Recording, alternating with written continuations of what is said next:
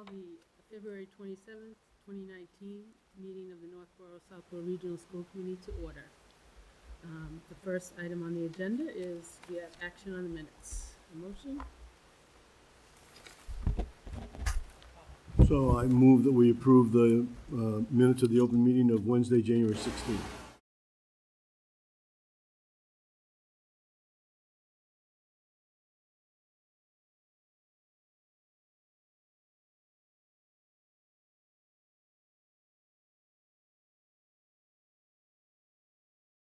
On the agenda is educational policy.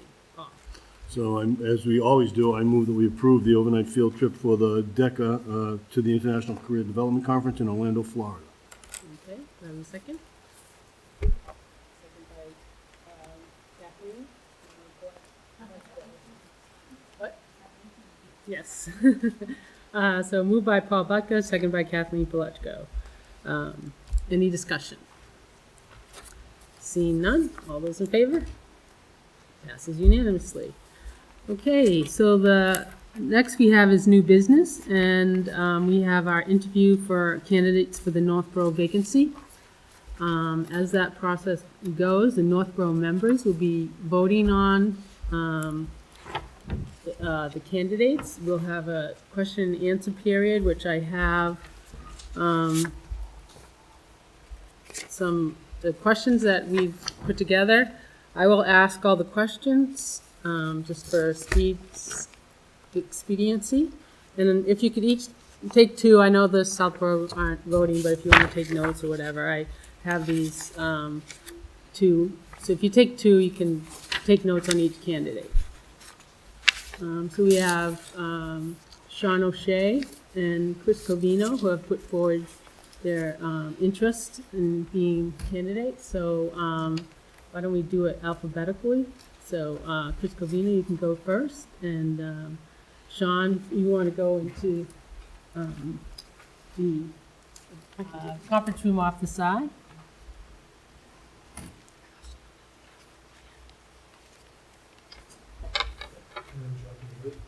Oh, sorry.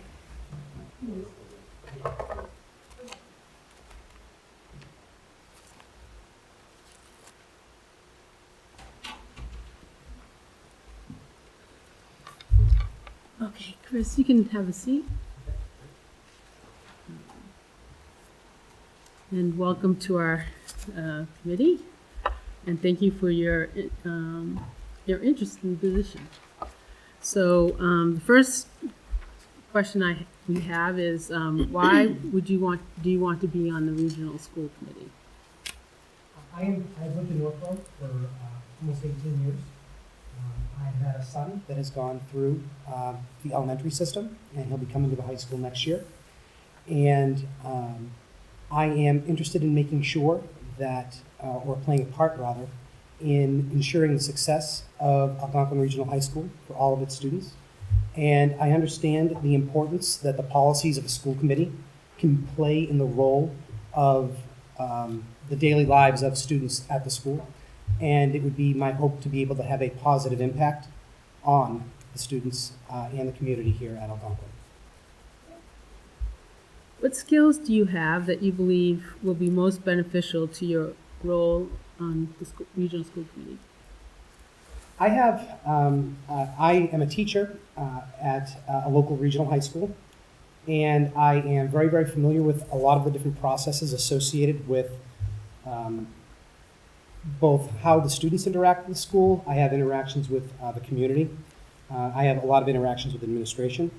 I have served in the role of both a union officer. I have served on school council, and I have played an active role in assisting in formulating policies at the school that I work at. And I really believe that I can bring a teacher's perspective to the committee and understand that the school has a responsibility to its students and to the community to ensure that students are well prepared to go beyond high school and pursue whatever career or choices or opportunities that they wish after. And I would hope to learn a lot. I've never obviously been on a school committee before. I've worked closely with school committees in the past to ensure the success of students. And my relationship has always been positive, and I would like to be a positive member of this community as well. Do you have any time constraints or commitments that may impact your ability to attend school committee meetings there on the third Wednesday night of each month? I do not. The only time constraint that would exist would be over the summer when I generally, but otherwise I am available.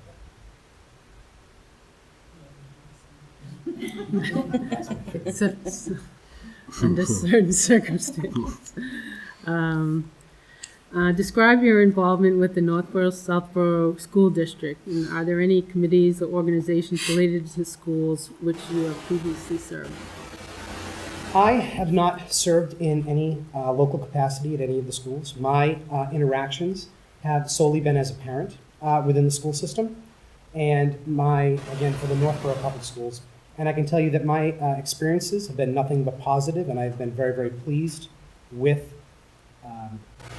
outcomes, specifically with my son, in the Northborough Public School System, and I look forward to seeing a positive outcome and the excitement actually as he comes forward to coming up to Algonquin. So although I have not necessarily I have not served on any parent committees, certainly I am involved in small community groups in an unofficial capacity. What I mean by that is I have friends, mostly as a parent. I have associations within the community. But this would in fact be my first official form of service for the school district should I be selected. What are any issues or issue that you have of interest regarding our schools that you're most passionate about? In terms of what I am most passionate about, and this probably comes from the perspective of me being a teacher, is I really am interested in ensuring that the students and the faculty have the tools that they need and the policies in place that support learning of the students and a positive educational environment for all students, and providing many opportunities for students within the system. So my vision is to continue to support and expand the types of programs that Algonquin is known for. Algonquin's reputation is virtually unrivaled, and I know that that is because of the performance of the school committee as well as the administration and the support of the community as a whole. I would like to think that I would be able to contribute in some meaningful way to continuing and expanding upon that success. Have you attended or watched any recent regional school committee meetings? And if so, what are your recollections or opinions about what you observed? I've watched, not many, but I've watched several regional school committee meetings that were available online. I have not attended any meetings in person. And of the meetings that I watched, it's, I understand that as a governmental body, it's very, very formal. The actions that the school committee takes are very, very serious. They're important. And I think one of the things that stood is I watched a discussion that went on for quite a while related to an athletic study that is being undertaken, I believe, to kind of view how the athletic fields are being either maintained or how they're going to need to be maintained or replaced over the course of the year. And I watched a lot of discussion. And I think what most impressed me about that was the ability of two different communities to work together to achieve a common goal, which I understand can be very, very difficult at times. So in terms of specific recollections, I was interested in seeing kind of the dynamic that exists between the two towns. And from what I saw, I felt that it was a very positive group working, which is what attracted me to apply for the position. Thank you. I think that's it for our questions. And Thank you very much for expressing your interest. And as always, we always love to have new people become involved in government. Thank you very much. I really appreciate you having me here. Okay, thank you. So, yeah, switch. Switch over.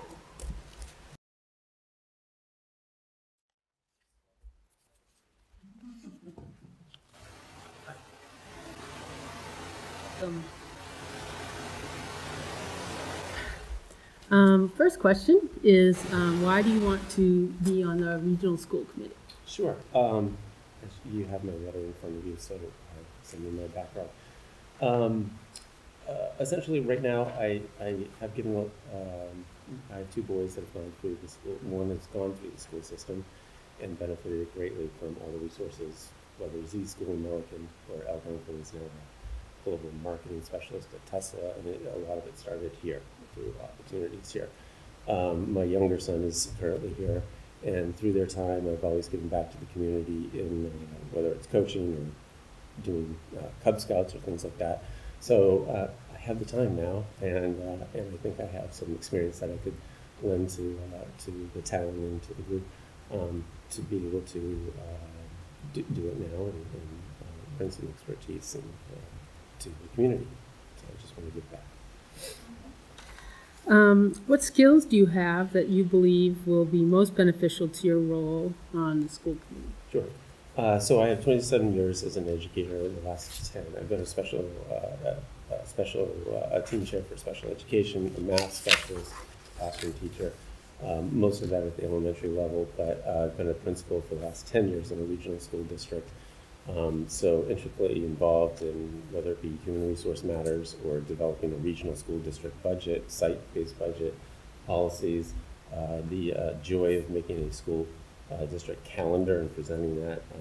Usually I'm on the other side presenting to a group and answering questions for a school committee, but and recognize the collaboration, the questions, the dialogue, and the process that goes into all of that, and also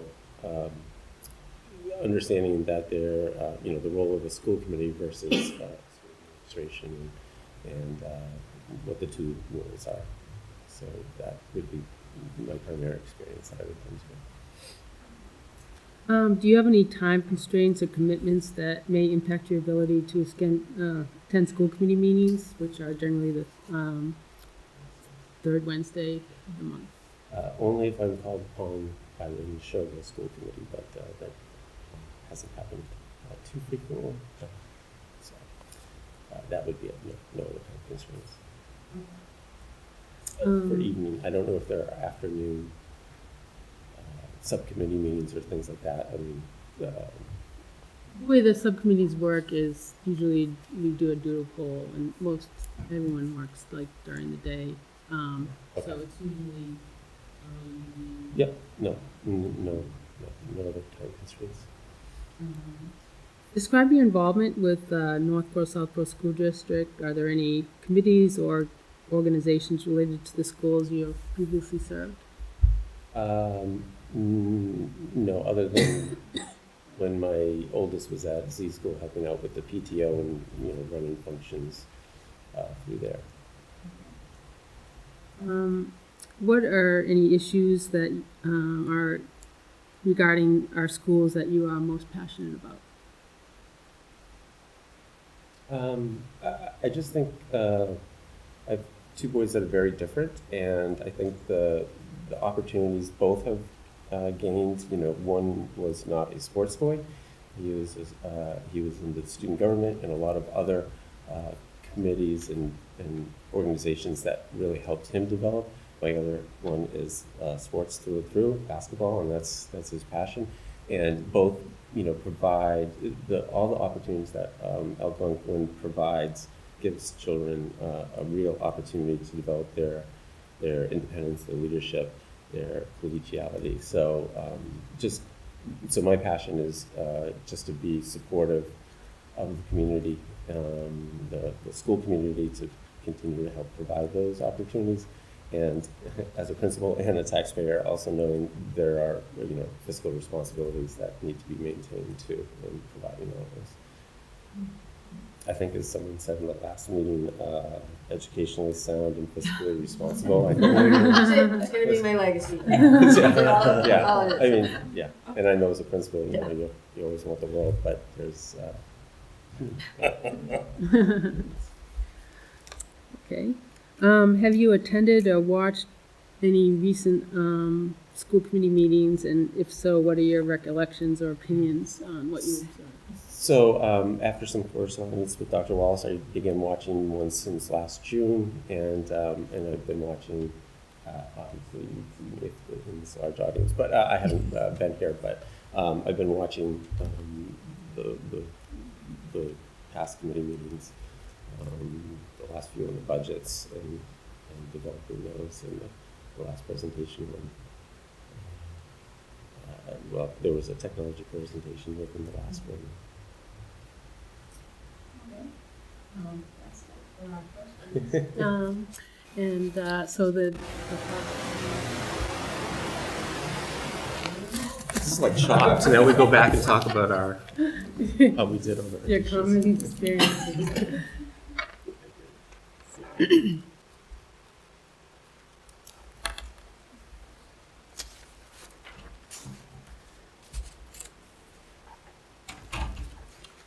Okay, so we had some couple of really good candidates and both enthusiastic to serve on the committee. Do you have any comments or motion? Joan?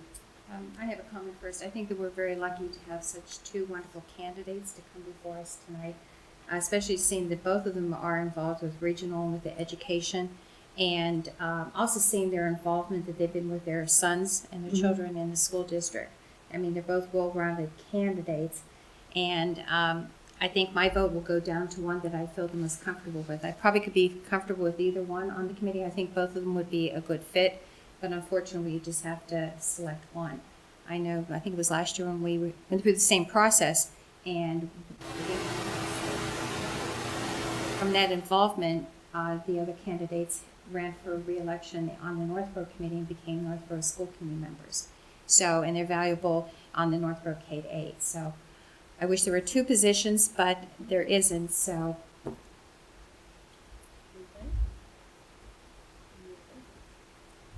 Kathleen, do you have any comments? I would just concur with what she had said. I think that we are indeed lucky to have two such strong candidates willing to serve. And with the professional experience and parental experience, it would be a very difficult choice. So, After you make your comment, then I'd like to make a motion. Or after the Southborough members, if they have anything to offer.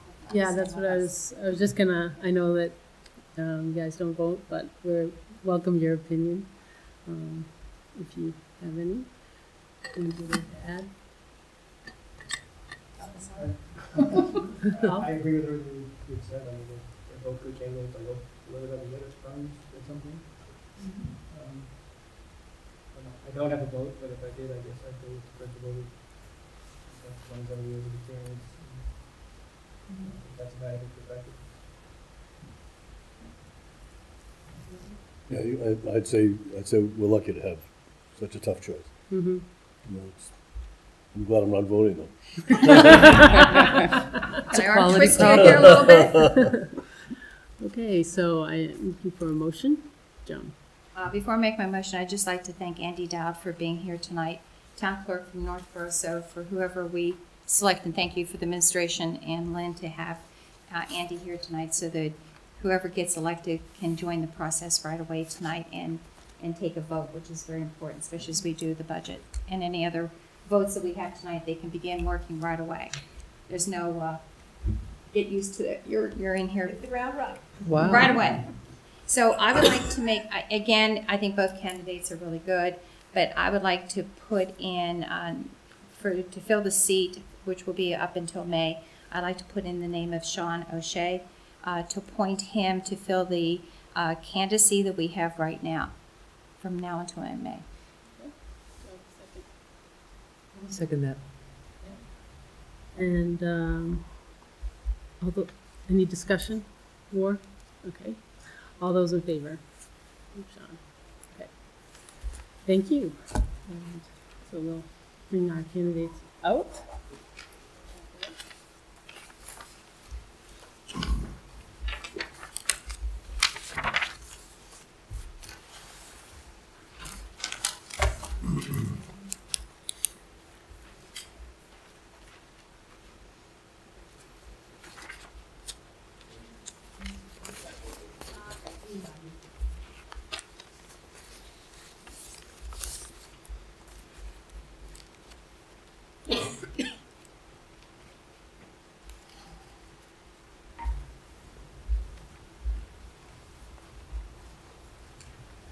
So again, I would like to thank you both for coming out tonight. It's great to see we're so lucky to have such strong candidates who clearly have a passion for the schools and want Algonquin to continue its strong performance. So having said that, it was a very, we had a tough choice to make. So, but we made a choice, and we hope that whoever doesn't get selected, that their involvement and step forward in other capacities. It's always good to get new perspective and new people involved in the process. So, but we have selected Sean O'Shea to be our to fill the vacancy, and we welcome you. We have the town clerk from Northborough, and he is ready to swear you in if you choose to stay.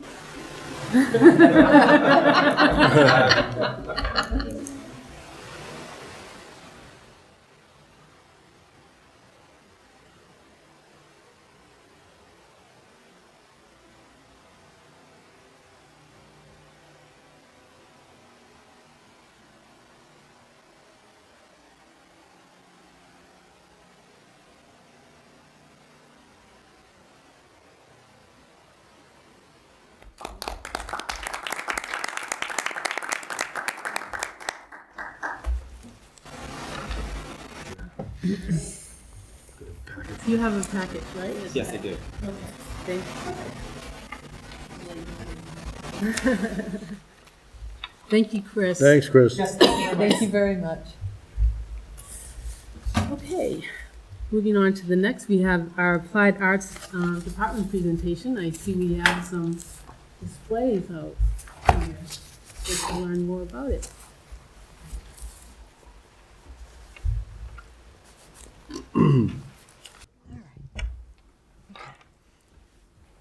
Technology teacher having technical difficulties.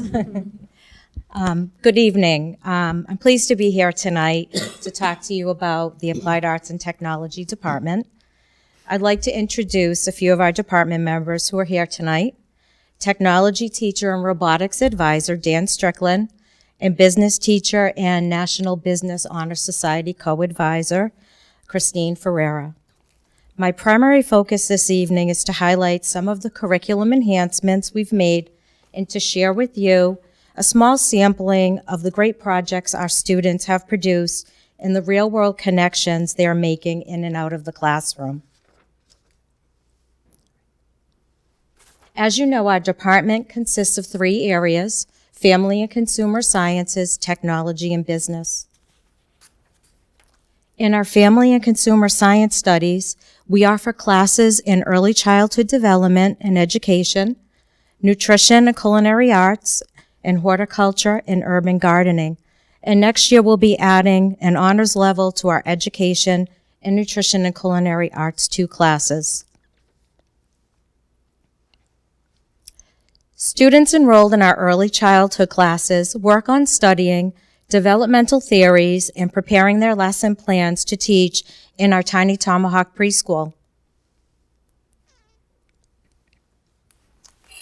Horticulture and urban gardening is a new class we introduced last year.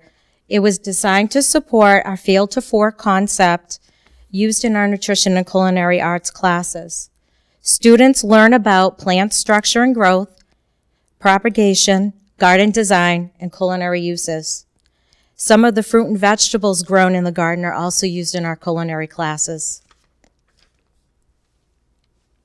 Okay, now I'd like to move on to our technology area. So our technology studies consist of classes in engineering, robotics, wood construction, and video production. I wanted to highlight some of the video projects our students work on each year. Many of them are produced for our Algonquin community, such as promotional pieces that were done for our writing center as well as many department and club videos, just to name a few.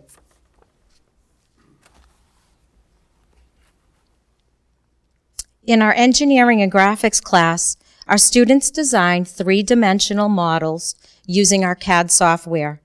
Some of these designs are then fabricated on a 3D printer or a laser cutter.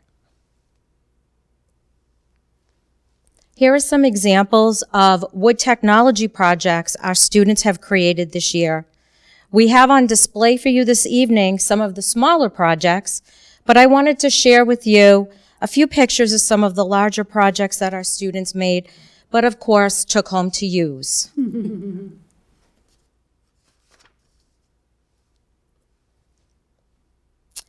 This is our third year offering the Makerspace class. Students work on advanced projects using the skills and the knowledge that they learn in other technology classes. It's sort of like their capstone class. This is a picture of a Bluetooth speaker that incorporated many pieces of technology. These are a few examples of some of the robots that our students made in the robotics class this last semester.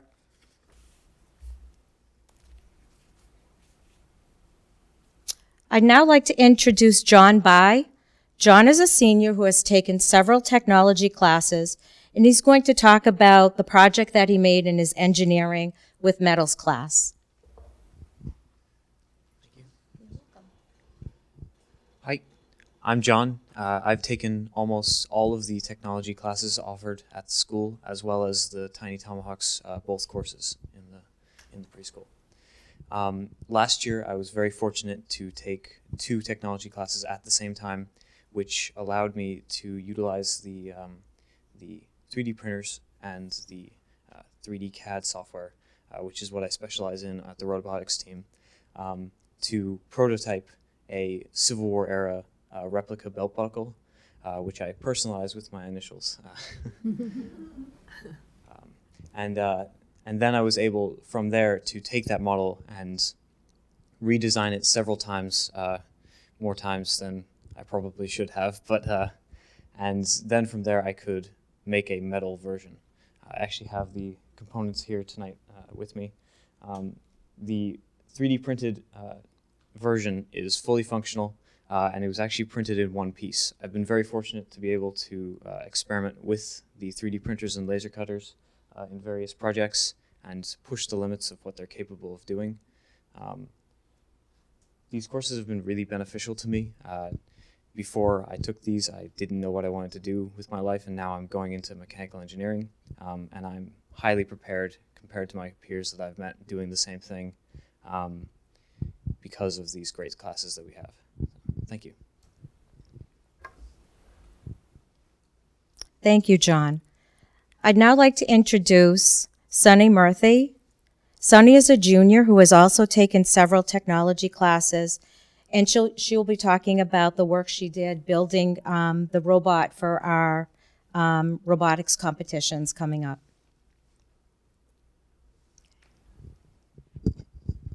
Hi, I'm Sanjana Murthy.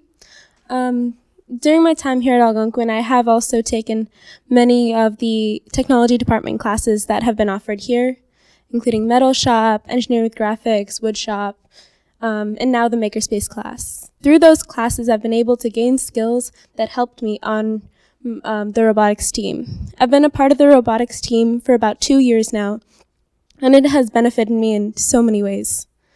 Now we'll show you some of the things we've worked on the past year. So in our pursuit to making a functional robot, we go through many stages of prototyping. This was one of our most earliest stages. We first cut these out on the laser cutter to prototype and make sure that it worked before we fabricated it out of aluminum. We spent hours working on these aluminum pieces to work on our robot, our 2019 robot this year.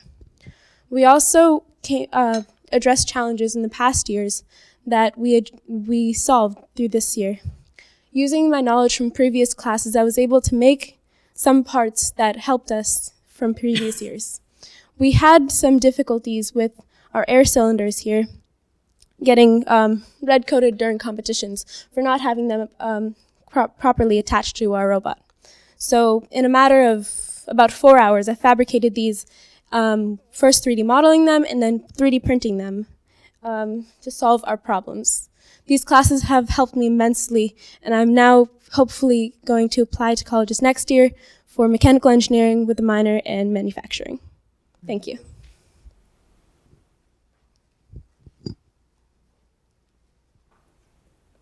Thank you, Sunny and John, for being here tonight and for sharing your work.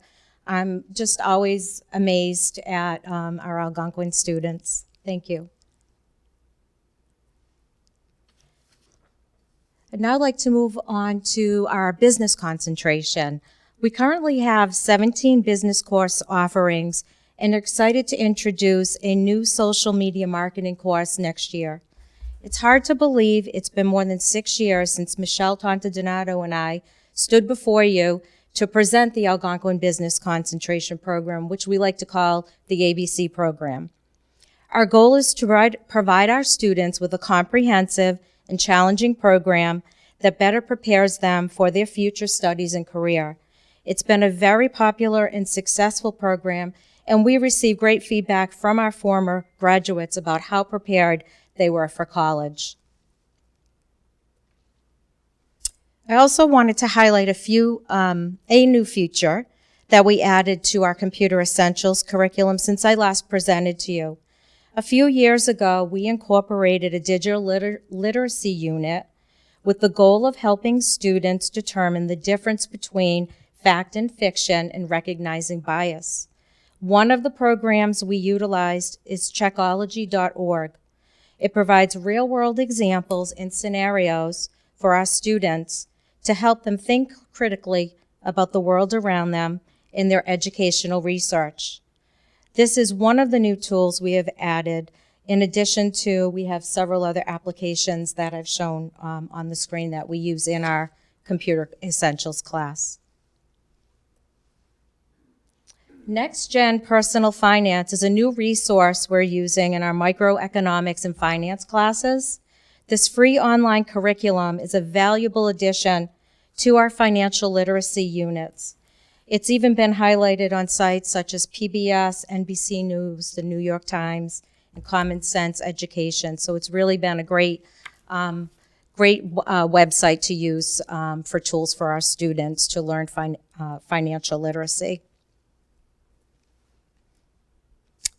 Last spring, our sports and entertainment marketing students presented their promotional plans to the Director of Marketing at the Patriots Hall at Gillette Stadium. And this year's class is planning on presenting their campaigns as well. Okay, our fashion and retail class offers students the unique opportunity to design, manufacture, market, and present their own fashion garments to the Algonquin community. Students utilize everyday products to create sustainable and functional products. And I don't know if you could tell that a lot of that is actually newspaper that they have created their designs from. On November 5th, we inducted 28 new members into our National Business Honor Society. And on December 11th, we held our 3rd annual Young Professionals Networking Night. 18 business professionals came to talk with our students about topics like entrepreneurship, leadership, and the importance of networking. Our DECA students competed in their first competition of the year on January 11th. It was another successful year for us, with 77 students advancing to our state competitions, which are coming up very quickly on March 7th through the 9th. Our DECA Life Skills students also competed at our district competitions in their entrepreneurship challenge. This is their 3rd year participating, and the chapter is growing each year. All of our students did an amazing job with their role plays and in showing their business knowledge and professionalism. We wish our DECA students luck at their state competitions.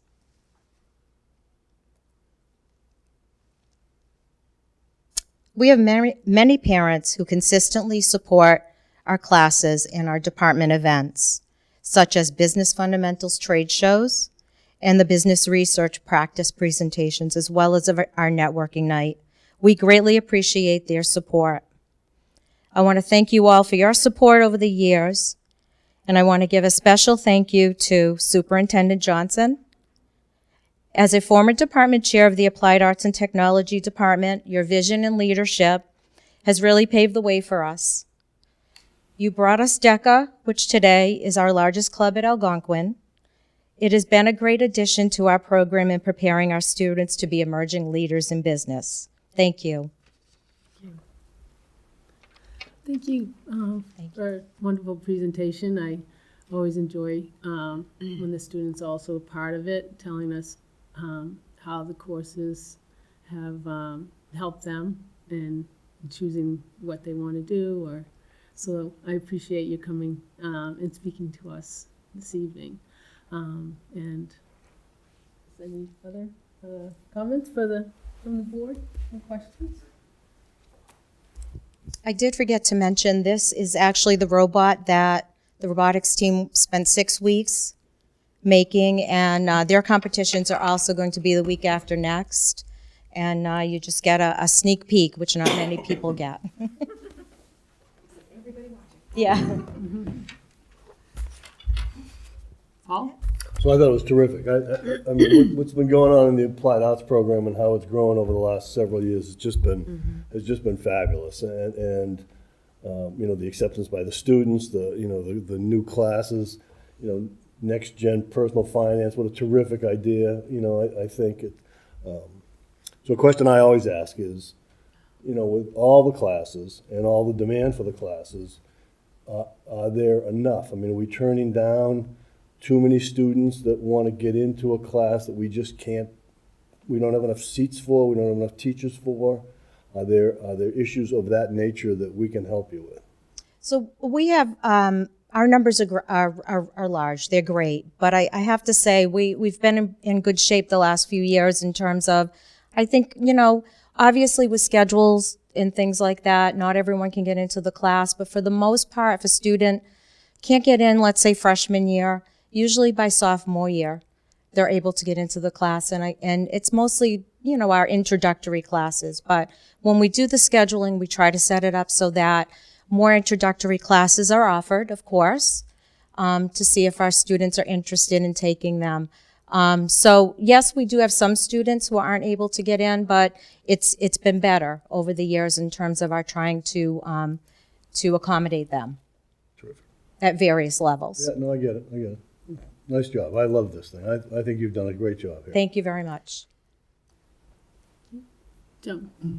All I have to say is that I think this is a wonderful spotlight on your applied arts department. Thank you all for being here tonight, especially for the staff, Dan and Christine, who have been here all since early in the morning. Also with the students, John and Sonia. I mean, this is a wonderful, what you are doing is absolutely fabulous. And hearing about how you have, John, you've been so working with this department, but you're also with the Tiny Tomahawks. I mean, you have been well-grounded through this, and congratulations on your graduation coming up.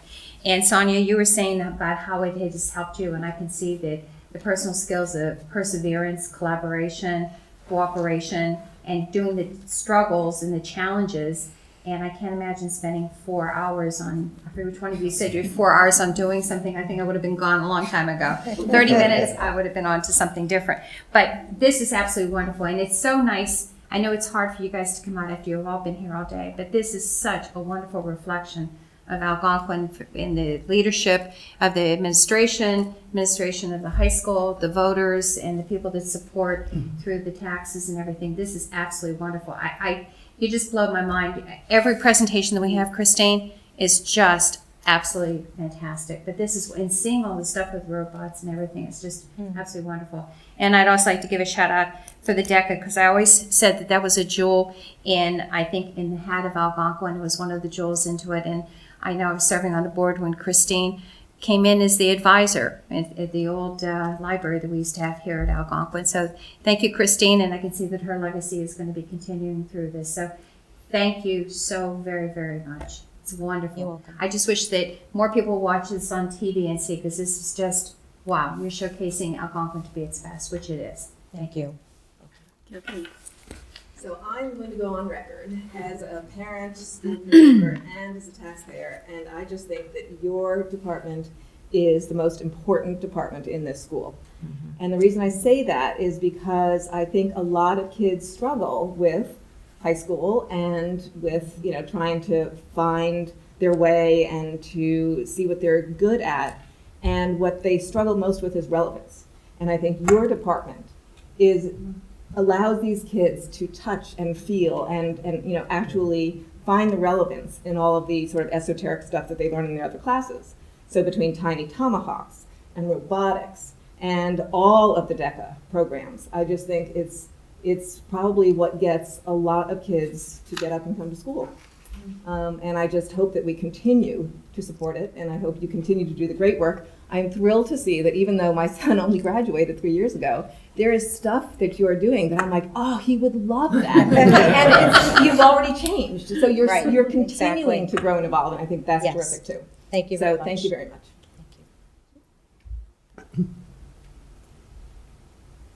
I just want to say thank you. A vision is one thing, but continuing to implement and reach high levels of excellence is another.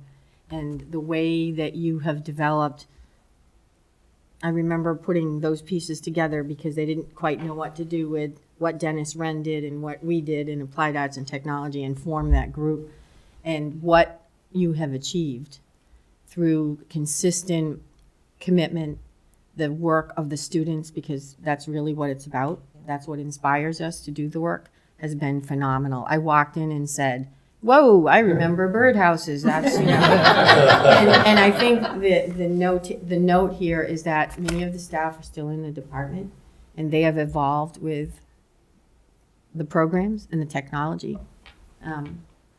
Foods was foods, and now you have a tremendous horticultural program. And so that sustainability is just phenomenal, and it really is the passion of the students, and it is what has always been the success of the program is the relevancy. And that's how they all form. So I just want to thank you for just continuing to do such phenomenal, amazing work. Thank you. In all of the 3 areas of that multifaceted department. Yeah, absolutely.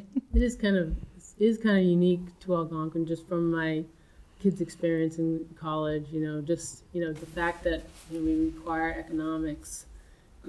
Most of the kids that my daughter went to were smart kids, but they never had economics, so they struggled in college when they had to take it, because it's just different, terminology and way of thinking that you're not really used to. So, and just, as everyone said, the way it's evolved and changed over time, with the change in the times.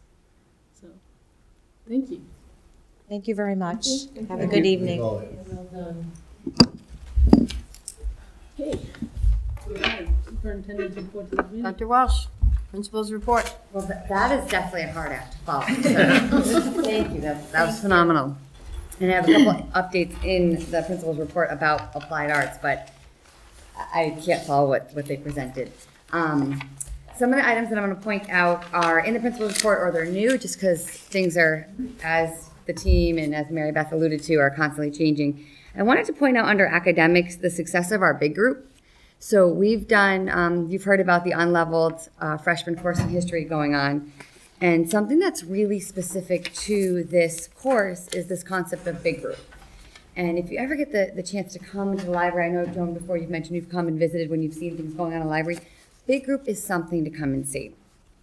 The way that we work the schedule, and it was difficult, but definitely worth it, is we bring together all of the classes, all of the US 1 classes that are going on that period, together here in the library.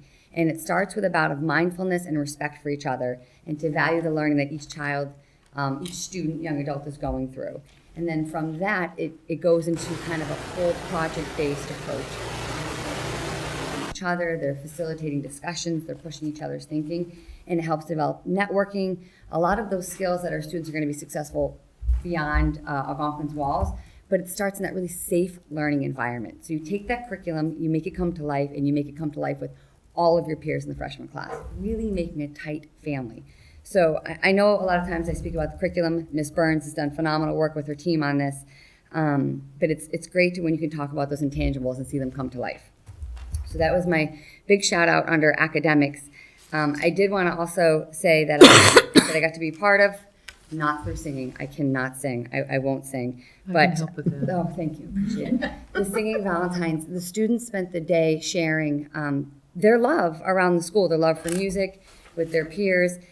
And without any prompting, they continued this after the school day. We host some wonderful after-school programs like Thrive and some additional learning programs. And I have a little picture of them in the hallway. They just continued the love and the singing beyond the last bell. And it just shows their commitment that they have to the sharing and caring throughout the school.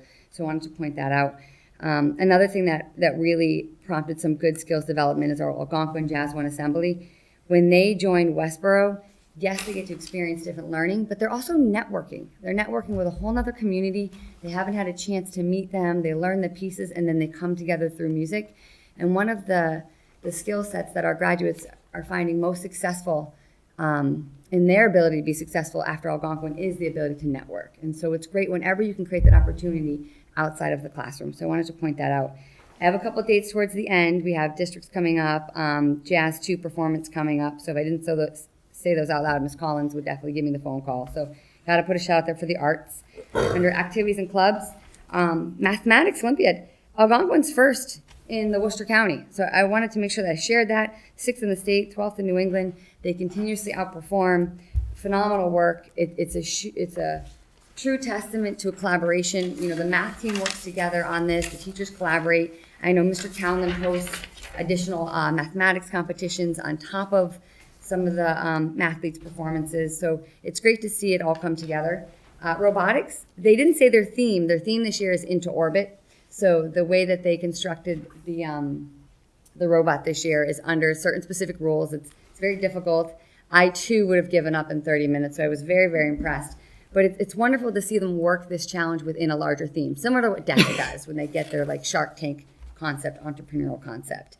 Wanted to add in that there was no shortage of hardware. That was something that Ms. Pappas had said when DECA stepped off the bus, that there was no shortage of hardware, and there was a lot of clanking when they were walking down the hallways, their metals clanked. So it's just that fun feeling. I know she gave the numbers, but there's also that, again, and that intangible about sharing the successes of our students. If you missed the junior class variety show, I'm trying to get a clip. There's an awesome little spoof on administration in it. It's hilarious. I want to share it out. Very creative. I know Ms. Rufo was our MC, and it was a wonderful event that helped raise money, brought the students together. We had comedians, we had musicians, just everyone kind of getting up there and sharing out their talent. Our 8th grade parent night, I'll come back to that, but a huge success. A lot of fun to see our students from different departments come and share that with our 8th grade parents. So I put a little bit about that in there. Under athletics, to date, we have 22 student athletes that have been T-Hawks of the Month. What a great way to showcase our athletics and really just put the spotlight on some of our individuals that are true leaders on and off the field of play. Cheer had a recent wonderful performance. They had game day first last week, performance third place last week. They have game day regionals this weekend. Performance is going to states. We have basketball starting quarterfinals tomorrow night. Gymnastics and track have states this weekend. On Saturday, wrestling starts on Friday. It's busy for Mr. Masserino, that's why he's not here right now. Girls hockey started at 7. He's supposed to text me with the update. Skiing, of course, was before the snow, but that's usually how it works. It was early this afternoon. The snow never really works with us, but we get around it. And we had to postpone our captain's practice for the last snowstorm. Total success this morning. It was so great to see the captains come together, shared leadership, developing their leadership skills, working with Mr. Masserino, seeing him take that work that Mr. Witten had brought back last year and continue that T-Hawk pride into the future. So phenomenal event this morning. Spring sports, got to put my plug in there. Spring sports signups are open. They close March 12th, and spring sports night is coming up next week. Under department news, I know that Mr. Kalenda isn't here, but Ms. Johnson is. She hosted Mr. Kalenda in her class, and he shared some of his information from his tours of duty. He talked about when he was in the Congo as a guest speaker. There was an administrator in the room, there were teachers in the room, students in the room. It was very powerful and very informational. And it again shows, the community is always there to step up and support Algonquin. And as, Applied Arts mentioned, that truly helps our successes. I'm skipping Applied Arts because there are no words to capture what the presentation was about. For Fine Arts, we had 5 students that are going on to All States. What a phenomenal showcase. And I put their names in there. Proof is tomorrow night. So I know everyone's got a busy schedule and they're all going to be there tomorrow night and they're torn about going to the basketball game. It's a difficult decision. But Proof is for the first time in Algonquin's history, not only are we hosting the Drama Festival here at Algonquin, it was a last minute decision that I, along with Fine Arts, made in order to make sure that our students got the opportunity to showcase their phenomenal work. We're also doing what's called a talkback. When some of our plays are performed, there's always the inquiry about, how is it to be, in the play, to learn what was going on, what were the themes of the play, and you get to interact with the audience. We haven't done that before. So we're going to be doing that with Proof tomorrow night and again on Saturday night. Friday night is at 8 p.m. is when they're in the contest, so that's not open to the public. But if you're not busy Thursday or Saturday night, please be here for Proof. Arts Week is going to be March 6th through the 8th.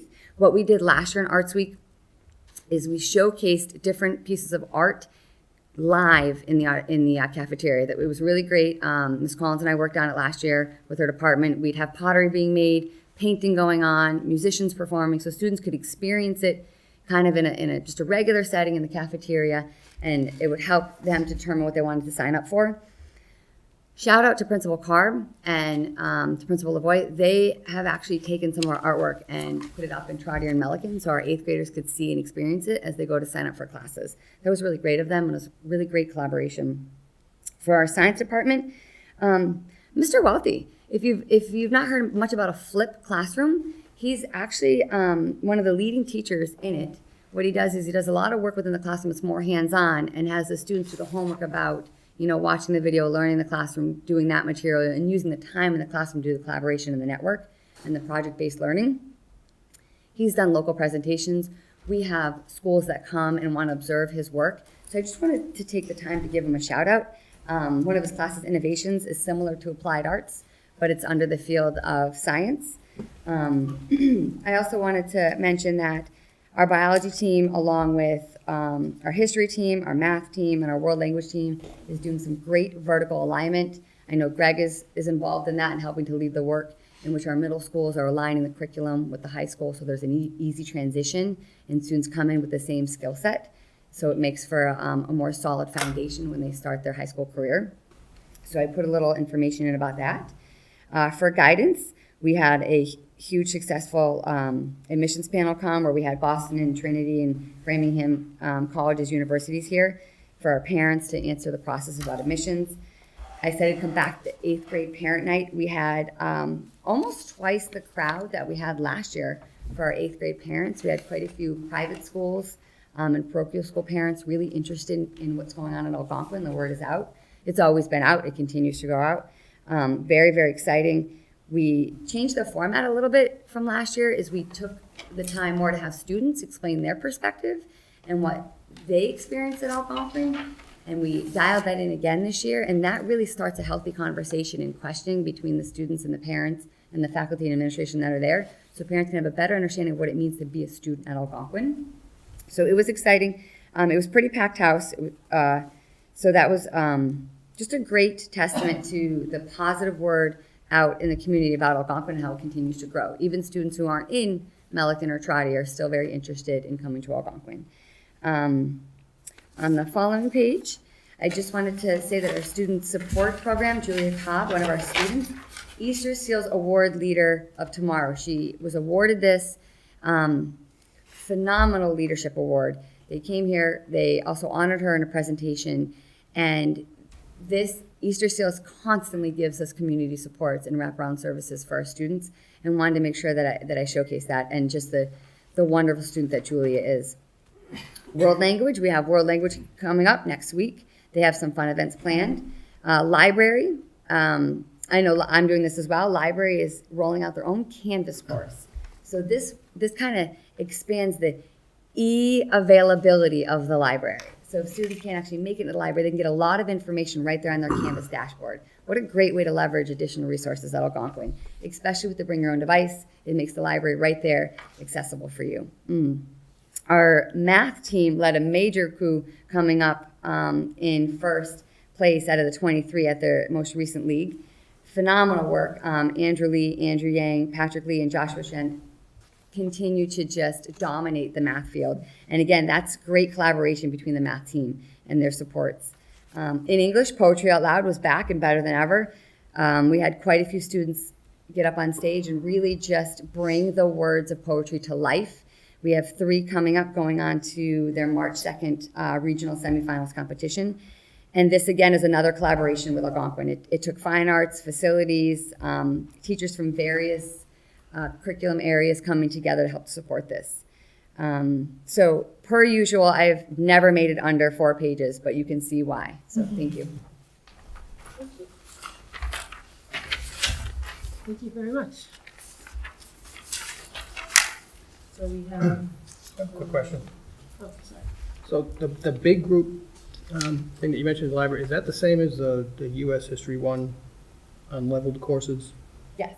So what occurs is through some strategic scheduling, all the US 1 unleveled courses who meet, let's say, at period 1, they do a, through professional learning community where all the US 1 teachers all work together, they will create a common lesson and bring the students all together every couple of weeks to do this big group process.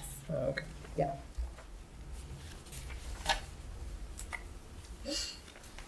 So, enrollment. I just wanted to add a comment. I think maybe it's a nostalgic night, but I think that, again, it's a true testament to the commitment of our educators here, because there's such sustainability of the programs that have, started years ago and continue to grow and bloom and provide great opportunities for all the kids over the years. So to all of the staff, I think that's just a phenomenal effort each and every year for the hard work. And just continuing to expand and build upon the success of the programs that have been in place. And it's nice to hear that there were lots of folks for the 8th grade orientation. I know we're talking about enrollments at this point, and enrollments really do influence the budget, and we're going to hear a little bit about how that works with assessments very soon. But in terms of the enrollments from both of our communities historically, we've been tracking it for years, and we have a good record of folks moving from 8th grade here to the high school. It's something that's very important for us as we continue to monitor our enrollments across the grades, and certainly the movement from the 8th grade, Trotter and Melican, to Algonquin. So it's great to hear of the interest that's out in the community to check out what we have to offer. So enrollments are in your packet. And I will again remind us that our projected enrollments, we started to do this last year really to help out our town administrators in their planning. We do carry 100% of what is enrolled in 8th grade forward for our projections, and that's what's reflected in the enrollment numbers below for 2019-20. No significant change since last month. Also in your report is as always, a vote to approve until audited. This is the time of year that we are very, very watchful. We're always watchful, but as we move closer to the end of the year, that bottom line number is something we look at pretty much every day. And at this point, we're reasonably healthy for February. The warm weather and the lack of snow, I knock on wood here, based on the forecast, has certainly helped us, because as we know, those really do stress the budget in terms of heating and maintenance and so forth. So we're at a reasonably good place at this point in time. So I move that we accept until audited the monthly general fund expenditure report and the statement of revenue. Moved by Paul. Do I have a second? Second. Second by Paul. So moved by Paul Bucker, second by Paul Desmond. And all in favor? Passes unanimously. That was a 2 for Paul. I wasn't Nicely expecting done. that. We don't usually do. Okay, thank you. Now them both are. That's right. Also in the packet of the budget priorities, which we will review, always very mindful of those priorities as we engage in the budget process. The capital plan report is also in your packet. I did want to give a little bit of an update. There was a mention of it earlier that we do have some very active members of our community who are interested in working and collaborating with us to examine the possibility of creating a multi-field analysis report.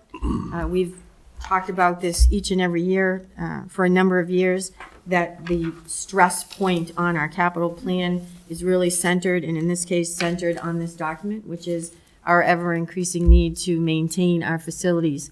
And the last meeting, and certainly at Budget Subcommittee, we did have a discussion about looking at all of these as one project and examining the possibility of maybe a request for proposal and design engineering for a multifaceted complex, which would embrace all of these very costly upgrades.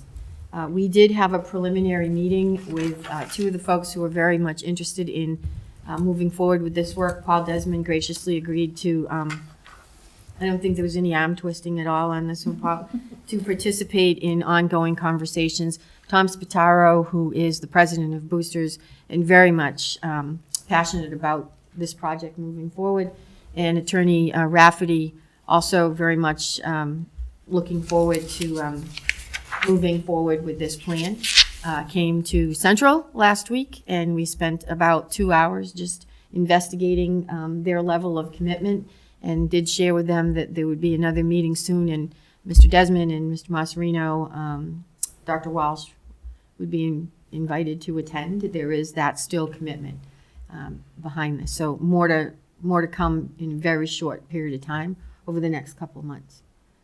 And the goal would be at some point to produce an RFP, a request for proposal for design and engineering work for our fields.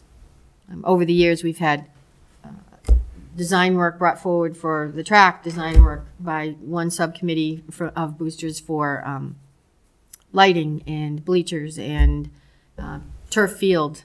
And we've talked about the need to upgrade our tennis courts. We really haven't done any systemic work on our field. So great opportunity to do a lot of good work with our community members.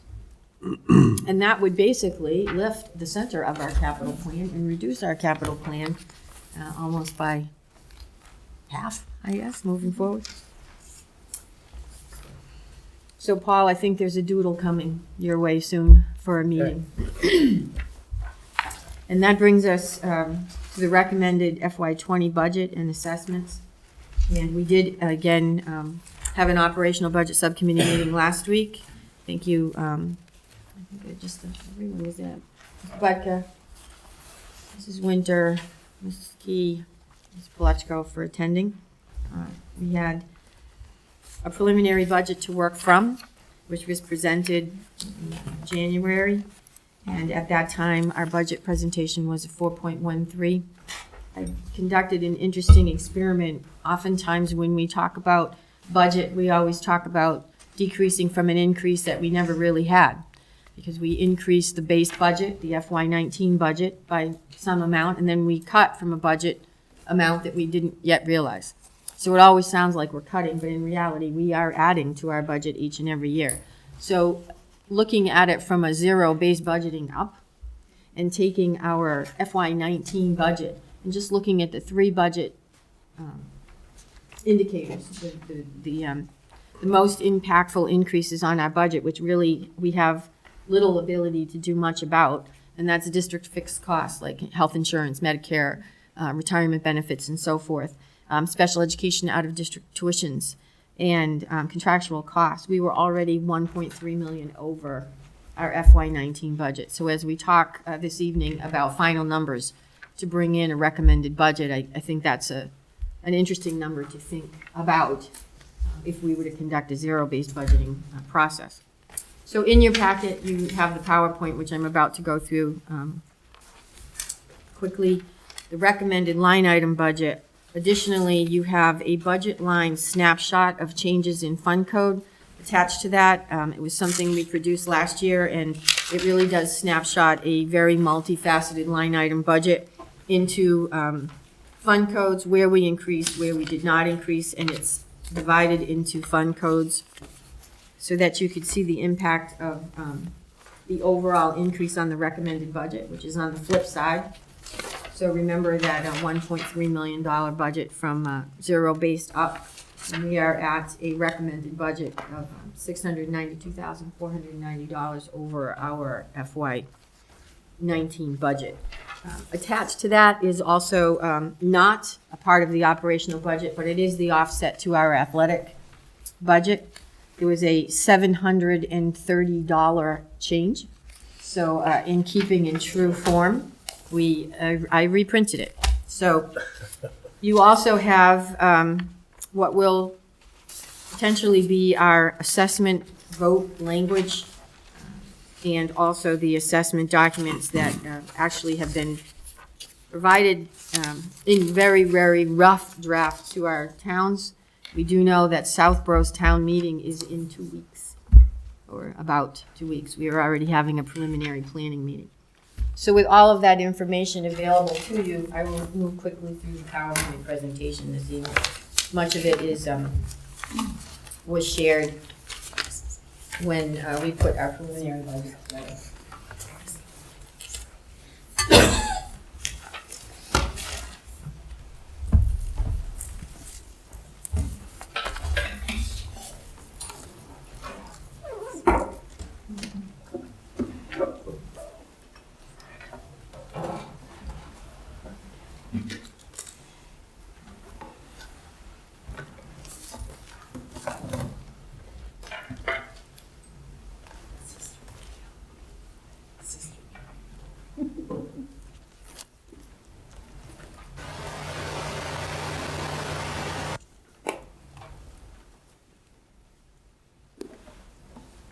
Greg's watching me over here, making sure that I'm plugging things into the right place.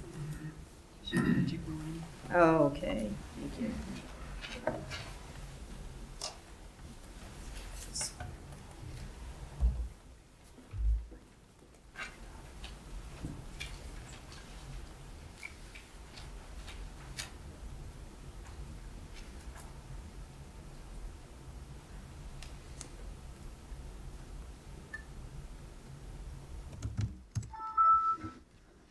And there's the dog. This is the last time you'll see Brady, so I think on screen, there we go. Greg, 5 years. There it is. Well done. I know, I was holding my breath. I said, I'm gonna make Greg proud on this one. First year, the cord tripped. Does anyone remember? The computer went flying across the podium. It was a night to remember. So, again, this is the recommended budget. The preliminary budget, again, was presented last month. We begin always with our statement of vision. We talked about the importance of having a vision to realize your goals and your dreams, whether it's a budget or a program, and this is the vision of the Northborough-Southborough Regional School District. It, again, guides our work, as do our budget priorities. A couple additions to the FY 2020 budget process. Actually, one most important date that we just finalized. John Kadir from Northborough did share with me that we will be presenting our regional budget on Saturday, March 9th to the Northborough Appropriations Committee. It, believe it or not, is something that we do look very much forward to each and every year. It's a wonderful Saturday morning to celebrate the work that not only we do here at the high school, but also the budget process through the K-8. And we're pleased that our school committee members from Region and Northborough K-8 also are able to attend. And again, there is the Southborough town meeting date. Tomorrow morning, there is a preliminary meeting in Southborough with respect to the format for the school committee, for the town meeting on March 23rd. Our budget priorities, someone, I think it was during the interview process with our school committee members, someone mentioned our newest members, fiscally sound and educationally sound and fiscally responsible. And I think that's something that has always driven our work and certainly guides our many conversations during difficult conversations about bringing a budget that does support and maintains our programs, but also provides a sound fiscal responsibility, a sound budget demonstrating our appreciation for our commitment to our communities as well. This year, I would say For myself, 5 years putting a budget together, this year has been the most challenging, I think, in part because of the number that we were working from and reducing from. Just with those fixed increases in costs between contractual obligations and rising special ed costs for out-of-district placements, and then district costs, which I did share with you during the preliminary budget, because of the work that we collaboratively have done with the town of, with both of our towns, and also with our Teachers Association. Gina is in the audience, and I give a nod to her twice tonight, Gina, for all of her hard work, and Amy Selby with our association, because we could not have made the progress and realized a 0% on our insurance this year without the work that had been done over the years.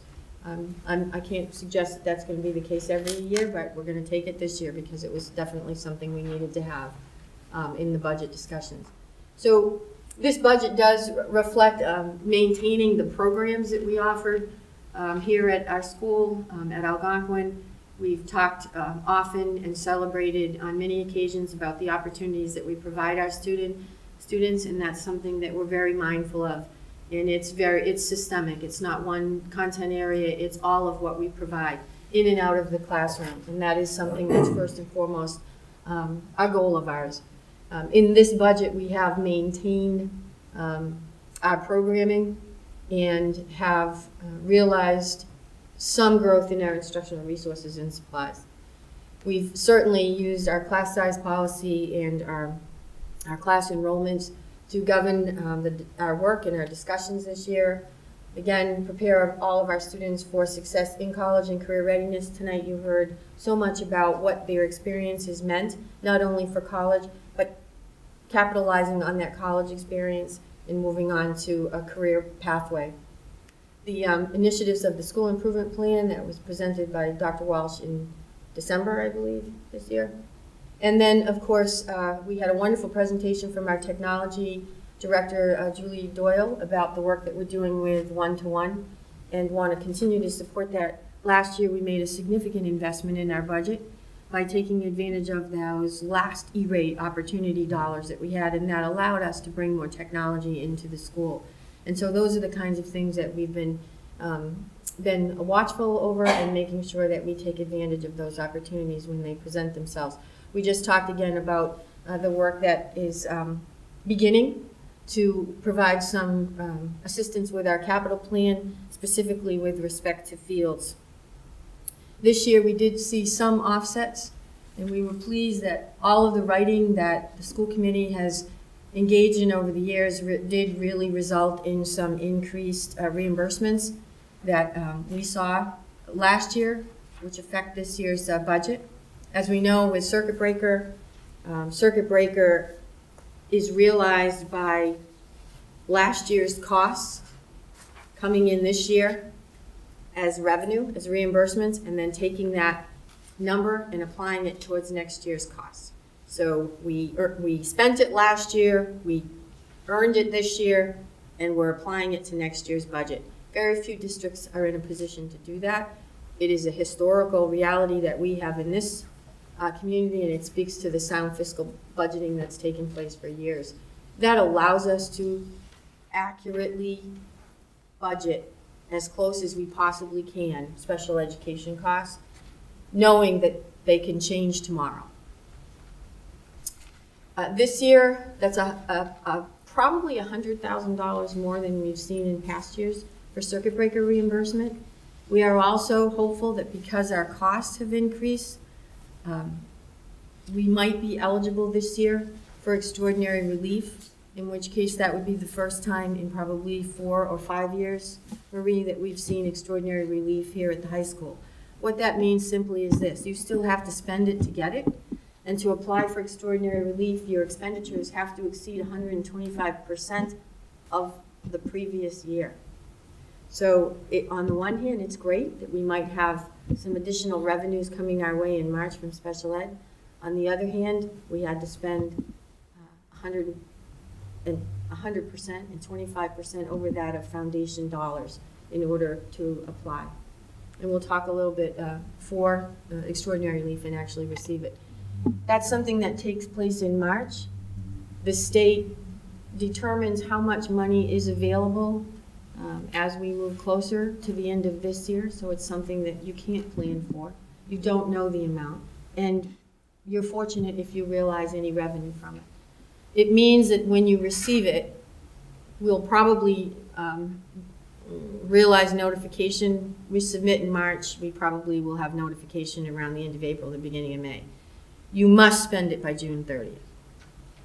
That will help us with our expenditures this year. It'll also help us with expenditures that we might realize next year, because anything that we receive in our budget, we're able to sort of bank for next year's special education costs. So we're very hopeful.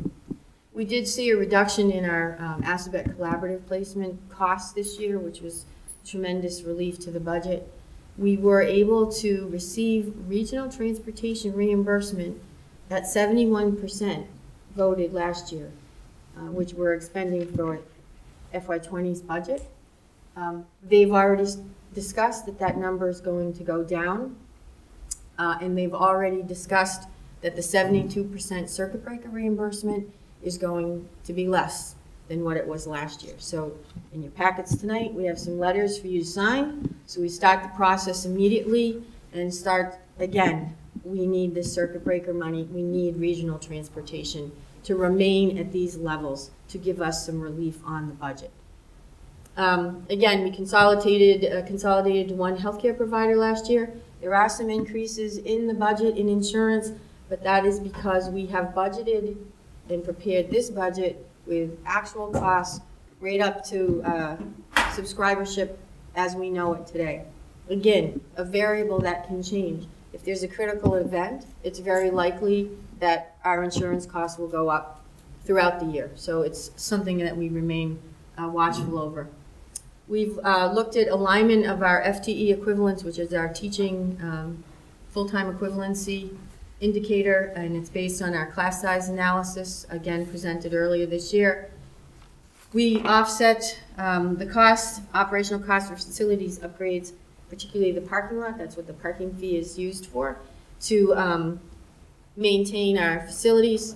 And we also offset our athletic program with fees and gate receipts. And the booster organization will be with us next month and perhaps again in May to share with us and to ask of us to accept in their contribution to our athletic program, which is not realized in those numbers.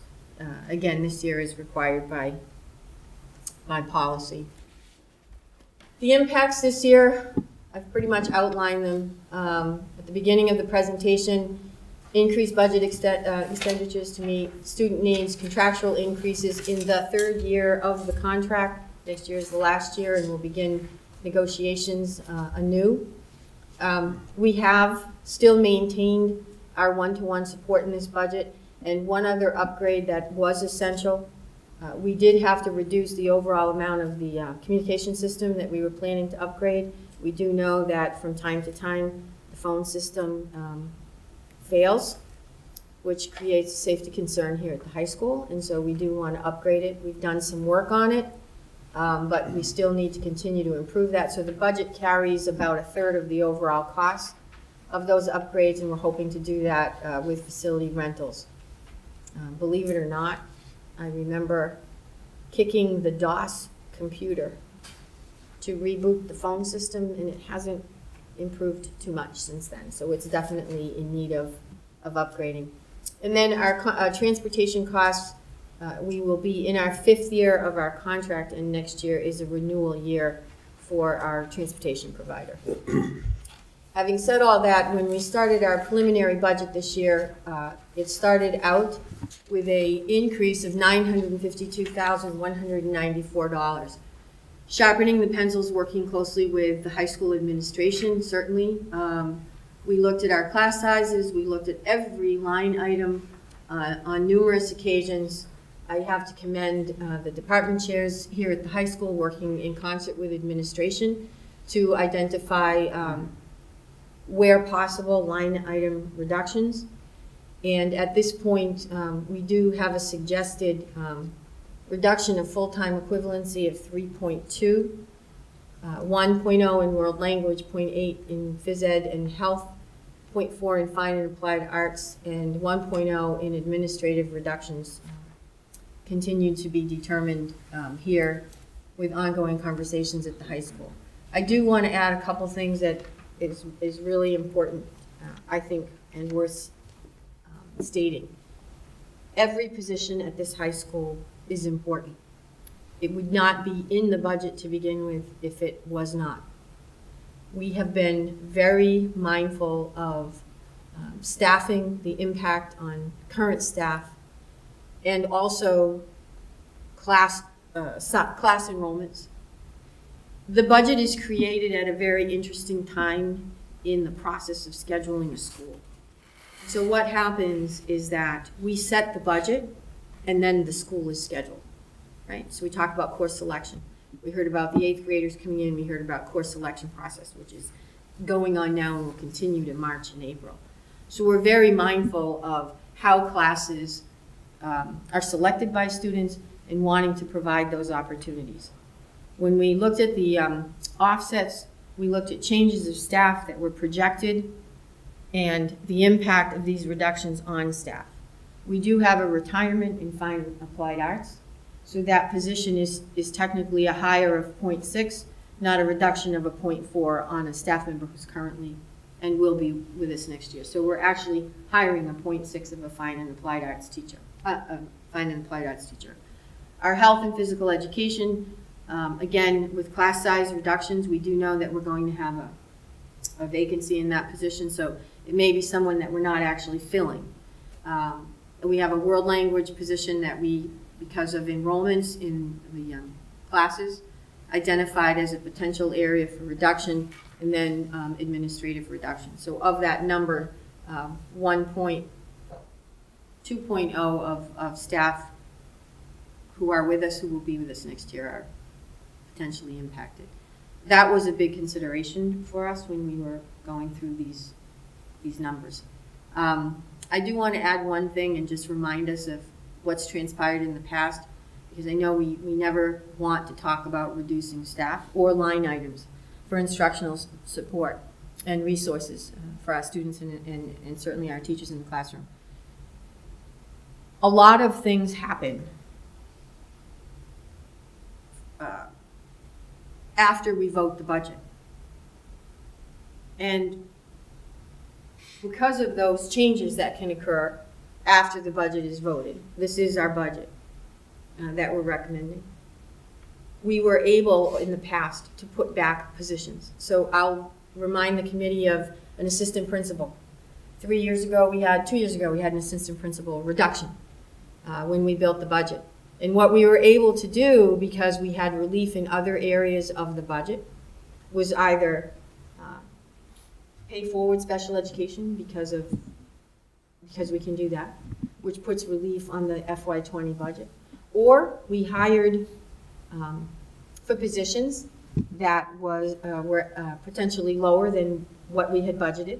And so we were able to capture those savings and put some of those positions back after we had reduced. It didn't change the appropriation amount, it didn't change the bottom line. It freed up money in the budget, which allowed us either to buy additional resources or put positions back into the budget. I would suggest that since it's happened every year, there's a great likelihood it'll happen this year as well. We have a budget to bring in, and where we go from here in terms of applying those captured savings, if they're realized, is really a prioritization of the building principal and her staff, should those opportunities in the budget become available. So at this point, we're looking at a 3% increase over FY19, and being mindful, please, of that $1.3 million that we started with of pretty much fixed costs. We've been able to reduce that half down to $692,480 and continue to maintain our programming and provide support for the one-to-one initiative in technology and do some really important upgrades to our telecommunication system, as well as continue to provide resources in the classroom. What does that mean to our community, our communities of Northborough and Southborough? This is the complicated part of the regional budget. Our recommended budget, with the $692,490 increase, is $23,775,448. Chapter 70 aid right now is $3,153,214. Every year, for the last 4 years or more, we've been revoting the assessments in August because Chapter 70 slightly increases. Those increases have not generally amounted to more than half of a teacher. I think last year we may have realized about a $20,000 change in Chapter 70, again, apportioned by the districts. We also have that regional transportation number, that 71% percentage of $717,792. As a regional district, we are able to generate income through our accounts, and we project this every year, $20,000. That means that we have a total, adding those together, of $3,891,006 as an offset to the recommended budget. Where does that go from there? Subtracting that from our recommended budget, after offsets, that leaves $19,884,442 of a budget remaining to be apportioned between our two communities. Northborough's minimum local contribution this year is $8,470,957, and Southborough's is $5,281,563. We have absolutely no control over those numbers, and those numbers are not shared with the towns until pretty much the end of January. They are set by the state in an incredibly complex formula. This year, we thought, we're gonna figure this out. So the two town administrators and their assistants and central office and Greg and myself and Jim and sat with the executives from the Massachusetts Association of Regional Schools and a school committee member who is an expert at this, and we had DOR on the phone for 3 hours, and we thought, yes, we've got this. So we were really excited to see what those minimum local contribution numbers were going to be. We couldn't have been farther away from we weren't even close. And so Northborough's minimum came in much higher than we anticipated, and Southborough's actually came in a little lower than we had anticipated.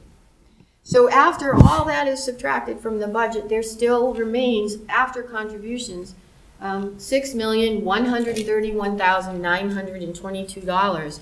And that's where the enrollment number is so important. This is where what's called the regional school agreement factors in. We get very excited on October 1 because we have the number. We have the percentage of enrollment based on community. And this is why this number is important. 61.67% of our students this year are from Northborough. That means that's the percent of that $6 million that they need to add to their minimum local contribution. Adding those two together, the apportionment by regional agreement and the minimum local contribution, Northborough's portion this year for the regional budget is $12,252,513, and Southborough, $7,631,929. You'll see what the assessment to the towns was last year, and this is not debt. This is just based on appropriated budget. Doing the math, the increase or decrease for Northborough at 3% is a $947,000, $799 increase, which basically is an increase of 8.38% over last year's budget, which is slightly down. Last year's increase was 8.66, I believe. We're going to see a slide in a second. Southborough's actually went down. And that's at 3%. Here's the historical enrollment percentages. You'll note that we, last time it shifted over 60%, it was FY10, so it's been 10 years. of change. And this is the budget increase. Hello, thank you. It responded to voice command, that was exciting. 2020, it's a 3% increase, 1449 in terms of overall enrollment. Northborough's assessment slightly down from last year. Southborough's assessment is flat, which is the way the numbers fall out this year based on really minimum local contribution. This is the distribution of that $23,775,448 by fund code allocation. It's difficult to see, but it is in the PowerPoint. And this is the distribution of FY20 of the increase by category before offsets.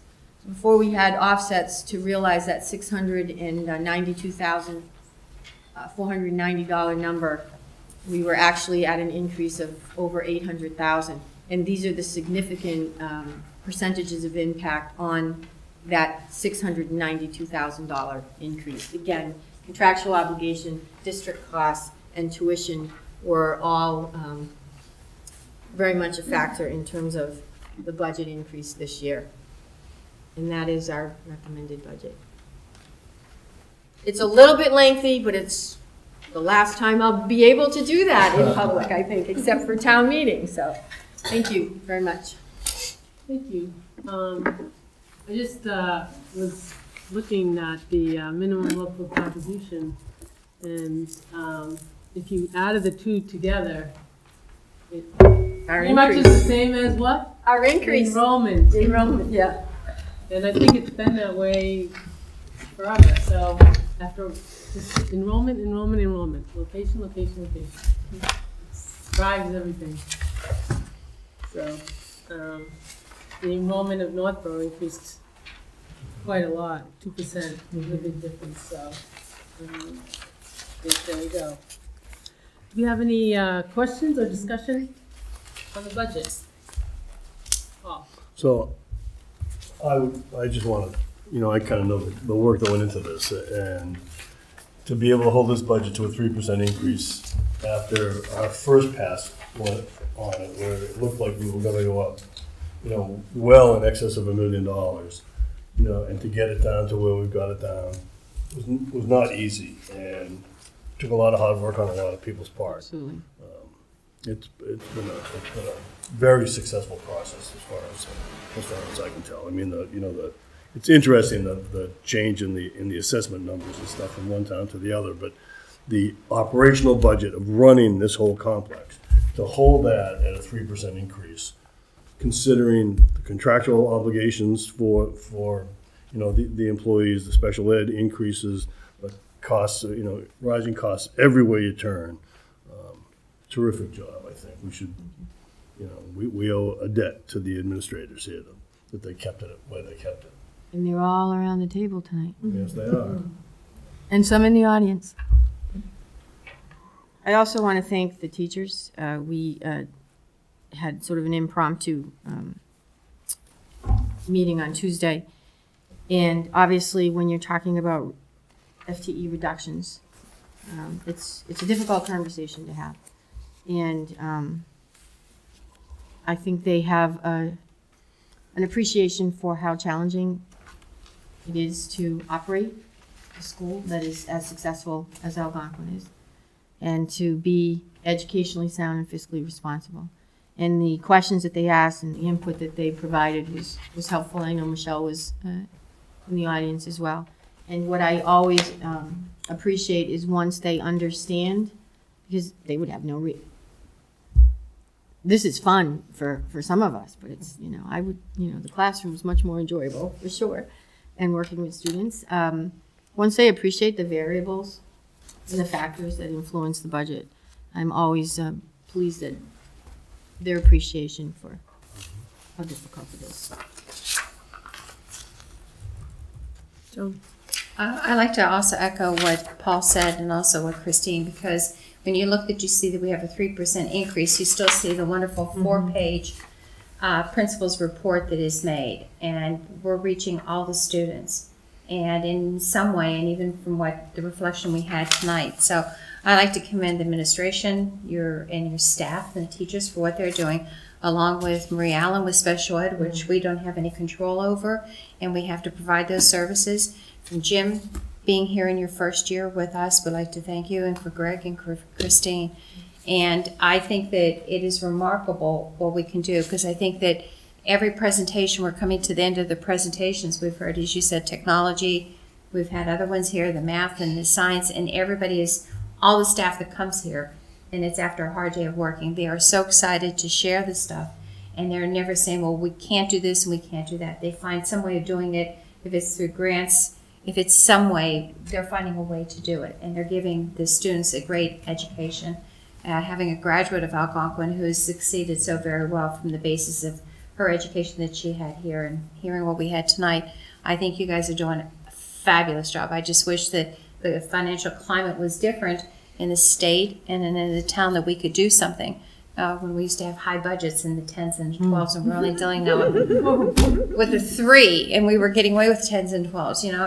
But it's wonderful. So we're still able to do wonderful things like this, and so hats off to all the staff of Algonquin. And Sarah, please take that back to all the staff and let them know that we are so appreciative of what they're doing and giving over and above. Thank you. And administration staff too.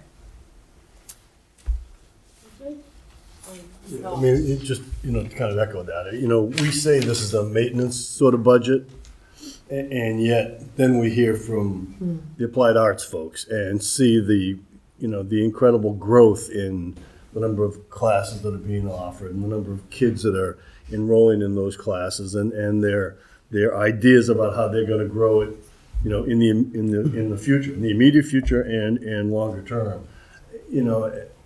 Somehow or other, they're so creative with what they do. It is terrific work, and it's kudos all around, I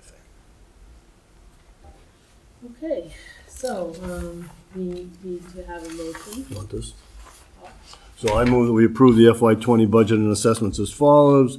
Gross operating budget of $23,775,448, with an operating budget assessment of $19,884,442, representing an operational assessment to Northborough of $12,252,513, and representing an operational assessment to Southborough of $7,631,929. The debt payment of $1,042,500, representing a debt assessment to Northborough of $621,442, and representing a debt assessment to Southborough of $421,058. Total assessment operating in debt, $20,926,942, representing a total assessment to Northborough of $12,873,955, and representing a total assessment to Southborough of $8,052,987. Second. Moved by Paul Buckner, seconded by Joan Frank. Good job. Any discussion? All those in favor? Well done. That passes unanimously. Very nicely done. All right. We need to talk about the public hearing. Circuit breaker funding, I have letters Oh, to sign okay. before we leave today. Yeah, I saw that circuit breaker, but you mentioned it, so we have to talk about the public hearing, because normally it's scheduled to take place next month, March 20th. Southborough's town meeting is on that Saturday, March 23rd. 23rd. So you wanted to talk about whether you want to have the public hearing, a special separate meeting, earlier than our normal March meeting, since it's only like 3 days before Southborough's town meeting, or whether it's okay to leave it the same. So I have an opinion. With Southborough coming in at a 0% increase on their assessment, I'm not sure that we need to rush to have a meeting for, a public hearing on the budget because of the closeness of the Southborough town meeting. If we have it at next meeting, March 20th, there's still plenty of time, I think, for, I think if there's gonna be comments, it's gonna be from Northborough. It's not, the Southborough people are gonna, they're throwing confetti. So, a separate meeting, I would say, would not be necessary. I could be wrong, and I would be more than willing to vote otherwise if the committee felt differently. But, we had talked about having a separate meeting because the Southborough town meeting was so imminent. But now I don't think Southborough has many concerns about what we're doing here. So the only issue I can see is what happens if we don't get a quorum and we don't have the public hearing? Is that a legal issue? Well, I think one year, we read the public hearing into the camera. It was a snowstorm, we didn't have a quorum, so we just had to publicly read the budget into record. It was scheduled on the agenda, we didn't have an audience, but we did tape it. And then we did it again the next week, but we taped it, and it was not an issue or a problem. We also did check on whether there's a legal requirement for number of days before a town meeting. We actually checked with Mr. Dowd, and there was no such language, which we were pretty much all under the impression that there was something, because it always seemed to be, and there isn't. So that isn't a constraint of ours as well that we have to worry about. Okay. Any other comments? So, should we just, anyone want to make a motion to leave it the same, or whatever? Or, Paul? Not sure exactly what the motion should say, but I would move that we direct the chair to put the public hearing on the budget as an agenda item in next month's regularly scheduled regional school committee meeting. Second. All right. Discussion? All those in favor? That's unanimous. So we'll keep it our traditional March 20th, March meeting. Okay, thank you. Old business, we have update on scheduling options. So this is sort of an encore for Dr. Walsh. Usually we hear principal's report, and then I'll talk numbers for a while, so now we're gonna go back to talking about students, which is more exciting, so. Oh, so I apologize. Is this just the overall review of the This new is schedule?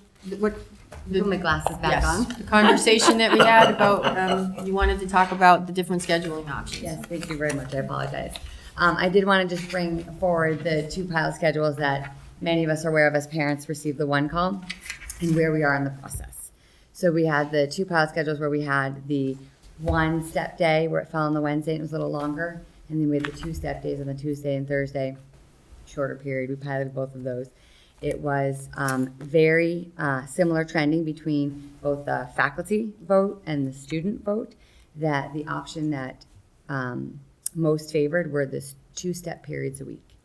So both schedules have a rotation in the morning and a rotation in the afternoon. That's meant to accommodate certain of our programs, some of them in student support, some of them in applied arts, and some of them with our students who go off campus. So they both incorporate a rotation. They both follow a Monday through Friday standing schedule. Monday's always the same every week. Tuesday's always the same every week. So that way students can have a set schedule.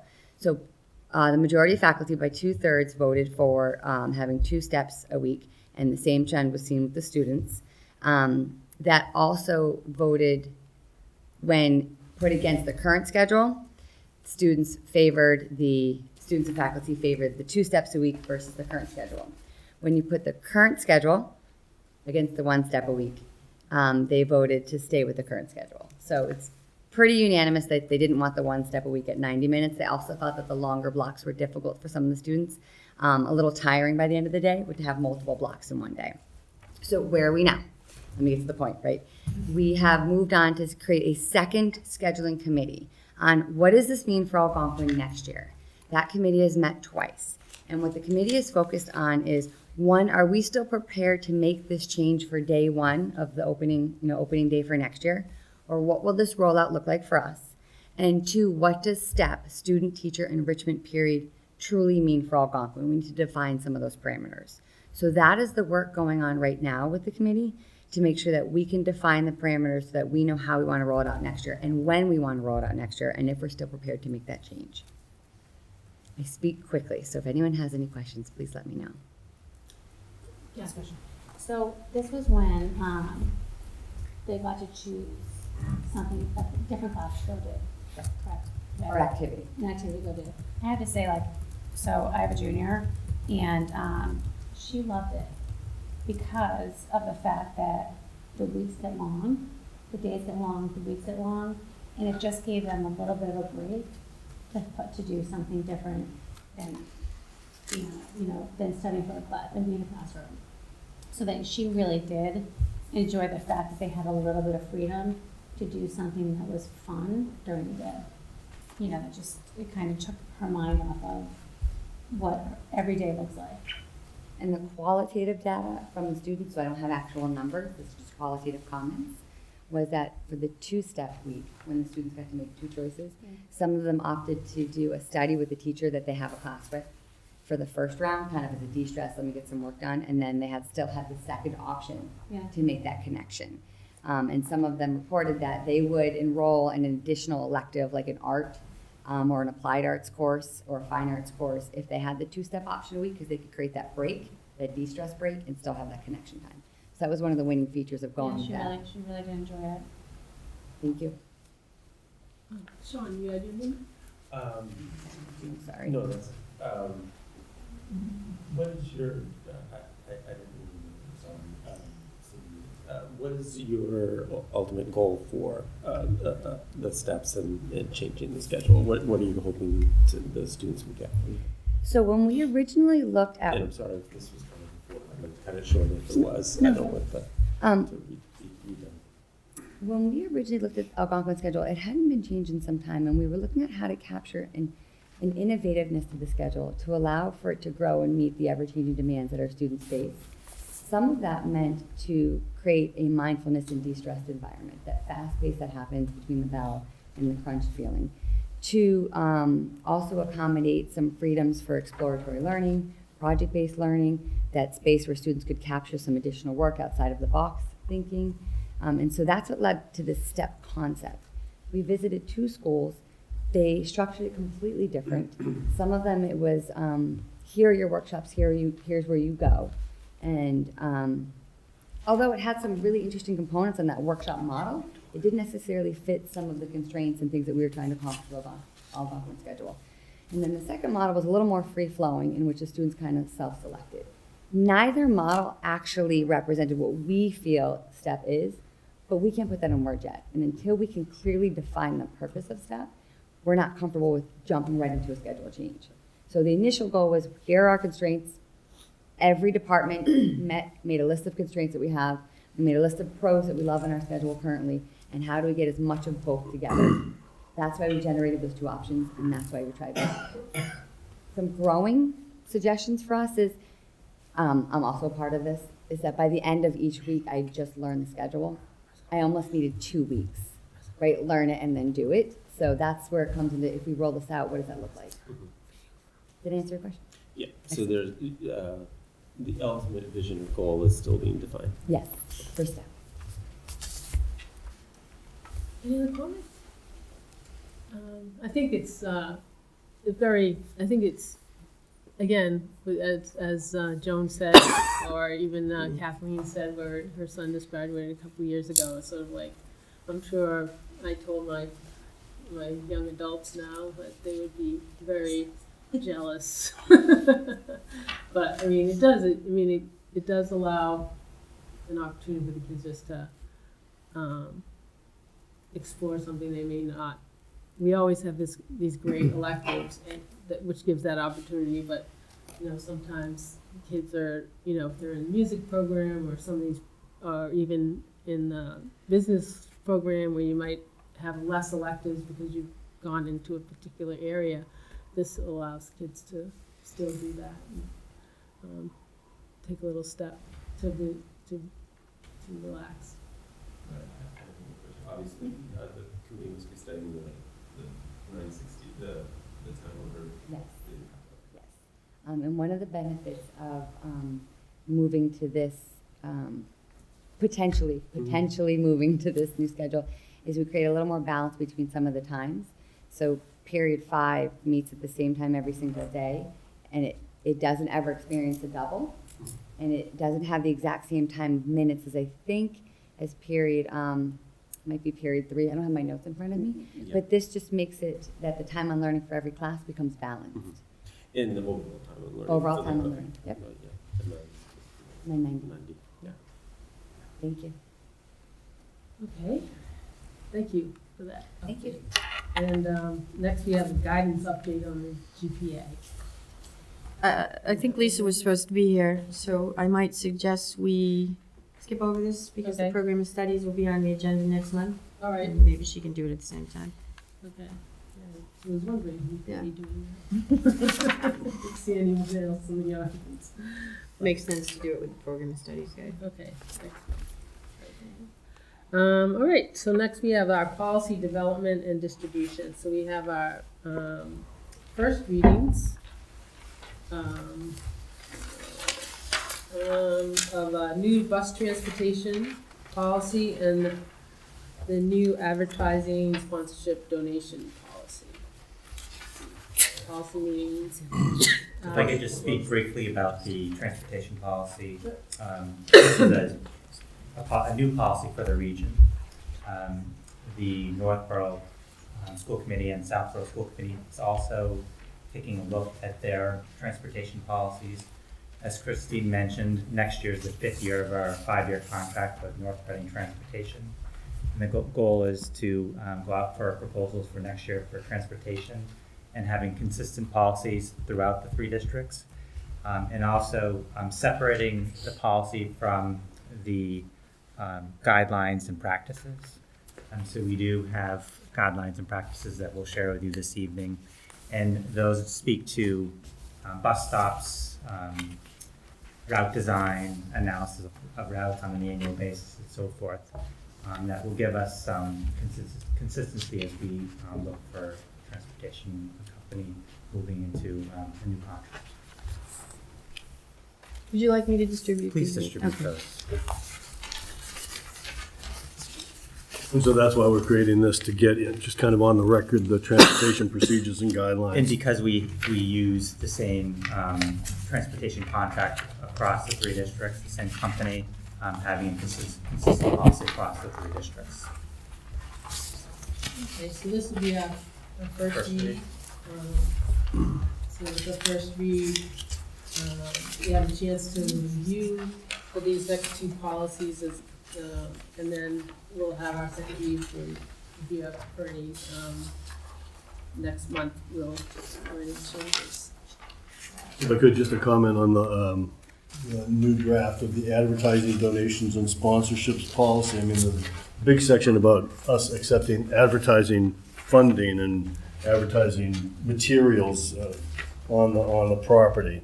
And one of the items talks about all advertising rates are subject to review by the superintendent, but there's, as far as I can tell, there's nothing in the policy that says how rates get set. And, you know, there should be, I mean, I think as a kind of a public entity, we'd want to make sure that they're set in a fair and equitable way across different sponsors and different, you know, different venues, different walls, different wherevers. And maybe that's I'm not saying that's a miss, but I'm saying it's something we should probably think about doing simultaneously. If we're going to tell the world we'll accept advertising, we need to know how to charge for it, I guess. Just a thought. Agreed. This is really something that is exciting. Mhm. We've been talking about this for Oh, yeah. quite some time. And it really does pave the way for the work that we're going to be hopefully doing with different organizations within the community to support the various programs, but to do it very mindfully and to do it in a way that all of this falls under the auspices of the regional school district, but still allows us to work in collaboration with folks like the boosters and so forth. So as we think about venturing into a discussion around a faceted athletic complex, not having some kind of language that allows that gate to be opened for conversations really limits the exploration that we can do around what a facility might look like and how we can support this other than just going to our two communities for a bond or a warrant article. And we've talked about this, I think now for years, within the context of the naming policy as well, because we talked about markers and we talked about recognition and so forth. And so this was a fallout of the work that we did, a lot of work with the naming policy, and began in earnest, I think, some conversations about what do we want to do and what do we not want to do around advertising, donations, and sponsorship. And still wanting to leave that opportunity open for us to support the different kinds of upgrades, if you will, that we would like to have around the complex. I think if we are going to work with some of the community organizations, in particular the boosters, who really do provide a lot of support for our athletic program, as well as like Tri-M, who provides tremendous support for our music program, offering them opportunities to expand how they generate funds on our behalf is also very important. So this conversation is really the beginning of a conversation that hopefully will open doors and provide some very much needed funding in a manner in which we feel is appropriate. So that's kind of the context of this.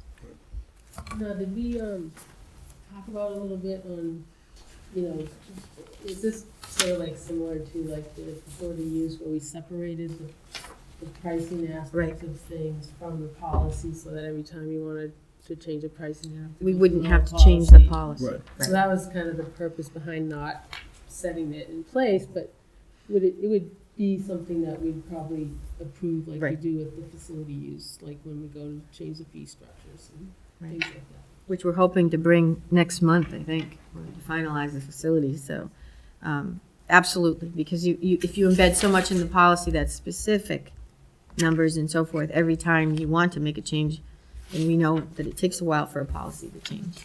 So it inhibits our work. Yeah, I would guess it would work like it did with the bus policy. There'll be some reference to a rate setting procedures and guidelines or something. There'll be a whole separate document that we can, without having to change policy every time. No. I can't, you know what, Change your mind. so I actually went back through my policy folders.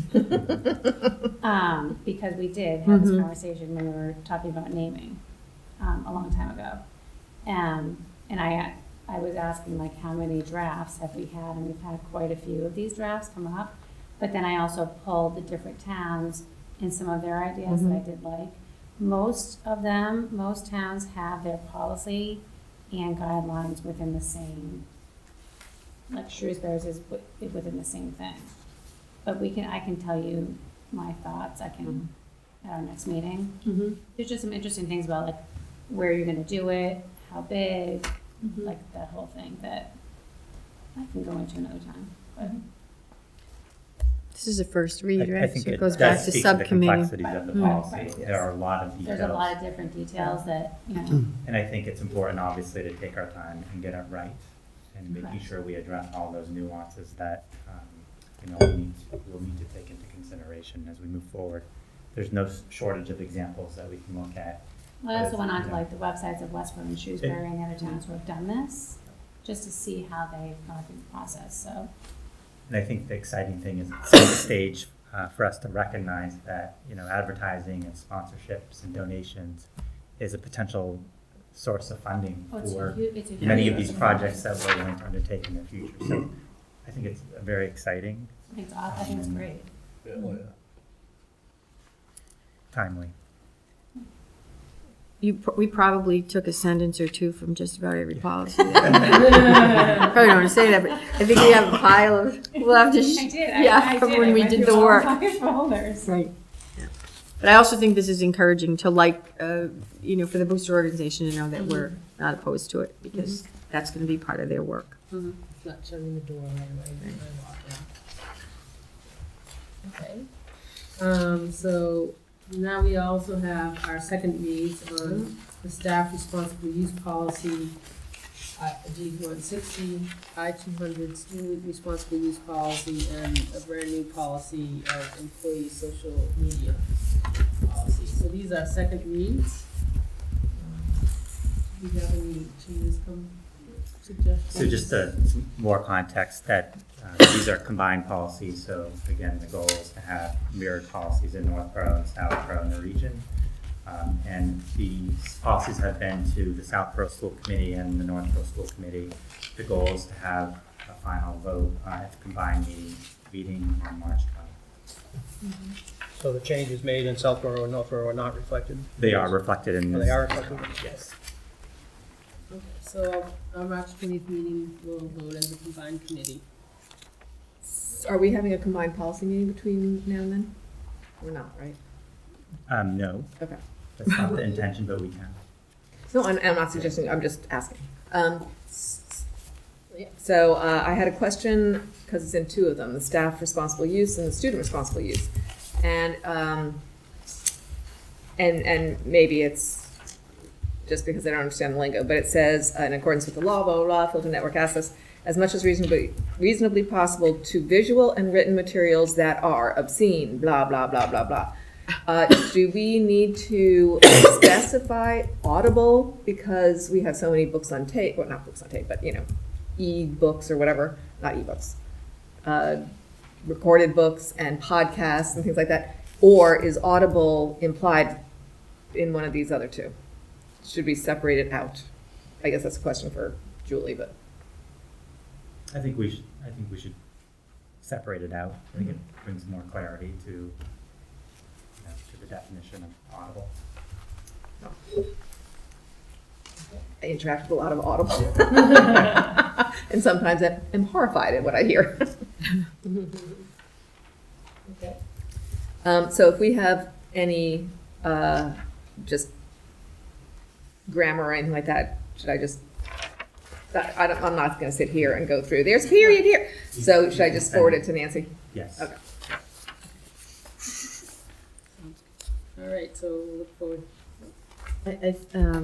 There might be a doodle coming for another regional policy meeting before the combined meeting. Good.